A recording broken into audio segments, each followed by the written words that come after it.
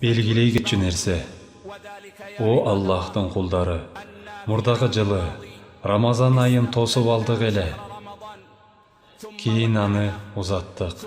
Кийин келерки Рамазанды күттүк. Биз аны алыс деп ойлодук. Бирок мына ал да кирип келди. Арабыздан бирөө өзүнө айтышы мүмкүн, же бир тууганын айтышы мүмкүн. Күндөр ушунчалык тез өттү деп.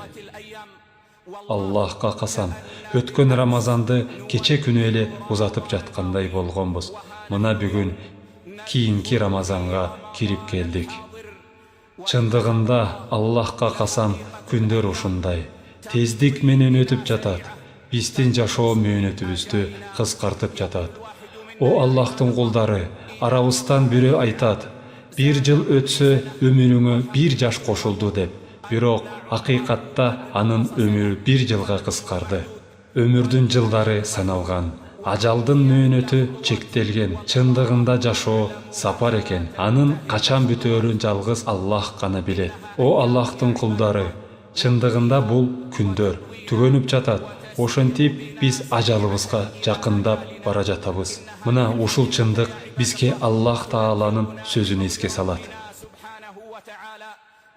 Аларга дүйнө жашоосунун мисалын келтир. Ал биз асмандан түшүргөн сууга окшош. Ал суу менен жер өсүмдүктөрү аралашып, жер бети гүлгө толду. Кийин баары кургап, шамал учурган, куурап сынган шыпырандыга айланды. Аллах бардык нерсеге кудуреттүү. О Аллахтын кулдары, чындыгында биздин жашоо тез аяктап жатат. Бизде 3 гана акыбал бар: жаштык, анан карылык, анан өлүм.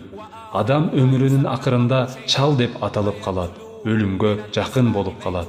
О Аллахтын кулдары, бактылуулук бул өткөн нерселерден сабак ала билүү, азыркы убакытты жана келечекти сооптуу амалдар менен тирилтүү. О акыл ээлери, келгиле буга жакшылап маани берели.